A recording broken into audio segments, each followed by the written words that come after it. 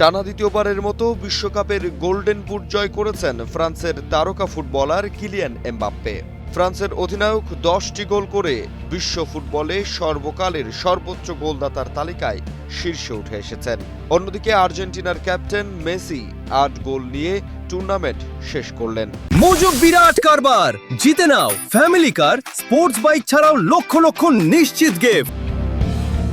Real মাদ্রিদের 27 বছর বয়সী ফরওয়ার্ড এমবাপ্পে 2022 সালের কাতার বিশ্বকাপেও এই পুরস্কার জিতেছিলেন। ওইবার ফ্রান্স ফাইনালে আর্জেন্টিনার কাছে পরাজিত হয়েছিল। 2018 সালে বিশ্বকাপে অভিষেক হওয়া এই ফরাসি খেলোয়াড় শনিবার তৃতীয় স্থান নির্ধারণী ম্যাচে 2টি গোল করেন।